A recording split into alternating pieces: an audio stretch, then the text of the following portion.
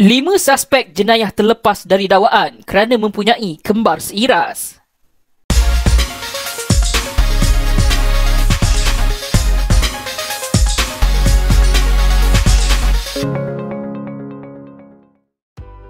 Nombor 5. Abbas dan Hassan O.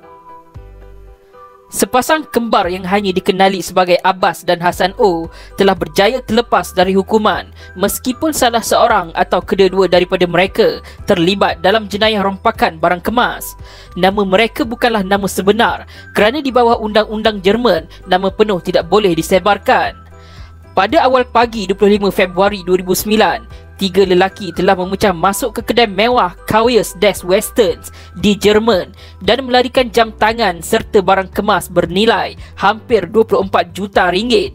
Kamera litar tertutup CCTV berjaya merakam ketiga-tiga lelaki tersebut dan salah seorang daripada mereka tertinggal sarung tangan.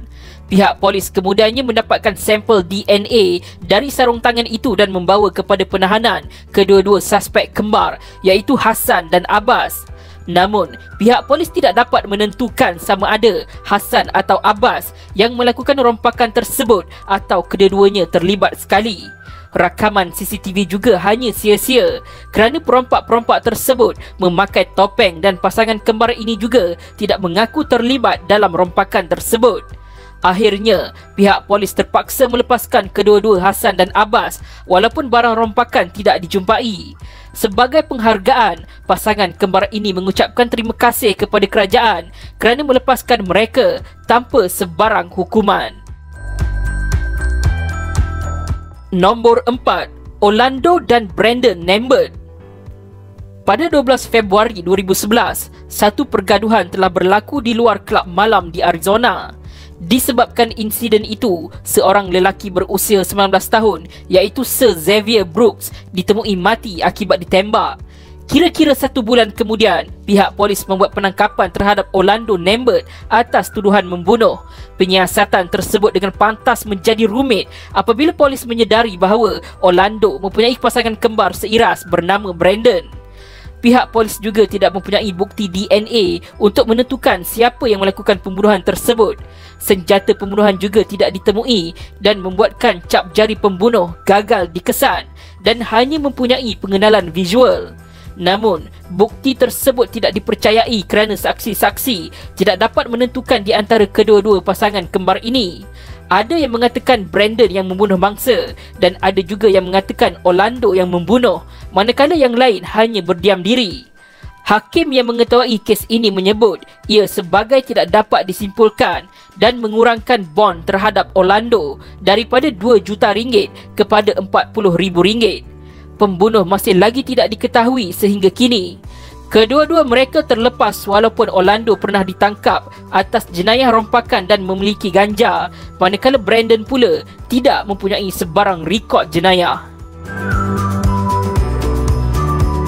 Nombor 3. Charles dan Josh Finn. Charles dan Josh Finn berkhidmat untuk Angkatan Tentera Udara Amerika Syarikat ketika Perang Dunia Kedua.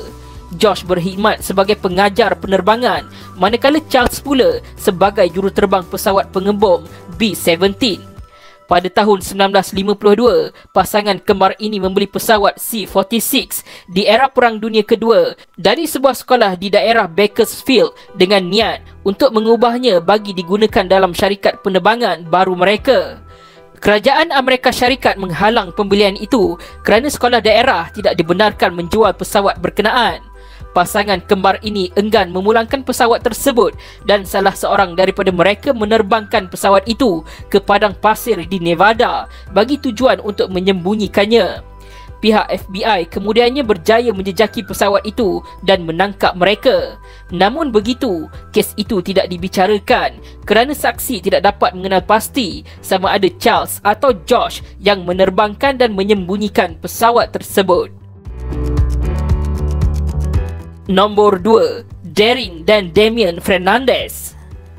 Pada tahun 2001, pihak polis telah menahan Darren Fernandez atas kesalahan memecah masuk rumah seorang wanita di Dorchester, Boston. Wanita itu terjaga ketika insiden berlaku dan mendengar bunyi tingkap pecah lalu menghubungi polis. Sejurus kemudian polis tiba dan memberkas Darren yang sedang cuba melarikan diri. Darren tidak mencederakan wanita tersebut, sebaliknya Darren yang tercedera ketika memecah masuk rumah wanita itu. Polis menyemak hasil ujian DNA Darren ke dalam pangkalan data mereka dan mendapati bahawa ia sepadan dengan kes rogol yang dilakukan di kawasan tersebut. Dalam kedua-dua kes rogol itu, seorang lelaki telah memecah masuk ke rumah wanita dan merogol. Namun, penyiasatan itu menemui jalan buntu apabila mereka mendapati bahawa Darren mempunyai pasangan kembar seiras bernama Damien yang mungkin melakukan satu atau kedua-dua jenayah rogol itu dan bukannya Darren. Pihak polis dapat menentukan Darren adalah perogol dalam kes pertama kerana mangsa mengecam tatunya dengan tepat. Namun, kes kedua tidak dapat diselesaikan walaupun Darren dibicarakan sebanyak 2 kali. Dalam perbicaraan pertama, penyiasat cuba untuk menuduh Darren dengan mendakwa dia berada di kawasan sekitar ketika jenayah itu berlaku. Namun, ia tidak berjaya kerana mereka tidak dapat membuktikan bahawa Damien tidak berada di kawasan tersebut. Kes itu harus dimulakan semula untuk mendapatkan pengadilan. Nombor 1. Satish dan Sabarish Raj. Pada tahun 2003, polis diraja Malaysia PDRM telah menahan salah seorang daripada kembar seiras R. Satish Raj dan R. Sabarish Raj atas dakwaan memiliki 166 kg ganja dan 1.7 kg candu mentah. Salah seorang daripada pasangan kembar ini telah ditangkap ketika membawa dadah tersebut ke sebuah rumah di Petaling Jaya. Sejurus kemudian, seorang lagi daripada mereka sampai di rumah tersebut dan juga ditangkap.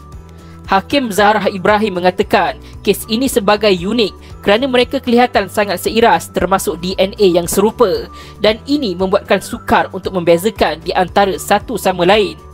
Salah seorang daripada anggota polis yang menahan suspek dalam kejadian tersebut iaitu Korporal Muhammad Siddiq pada mulanya tidak dapat mengenal pasti, namun kemudiannya meminta kedua-dua mereka untuk berdiri dan berkata terdapat perbezaan pada ketinggian.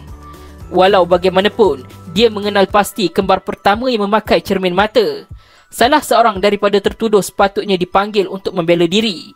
Namun persoalannya, kembar yang mana satu kerana hasil ujian DNA pun tidak dapat digunakan untuk dikenal pasti. Pada hari kejadian, kedua-dua mereka tidak memakai cermin mata.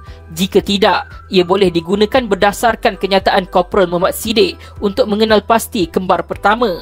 Kedua-dua mereka juga tidak membuat sebarang pengakuan. Hakim Zahrah berkata salah seorang daripada mereka sememangnya memiliki darah tersebut, namun beliau tidak mampu untuk menjatuhkan hukuman gantung sampai mati terhadap individu yang tidak bersalah. Kedua-dua kembar ini akhirnya terlepas dari hukuman gantung sampai mati.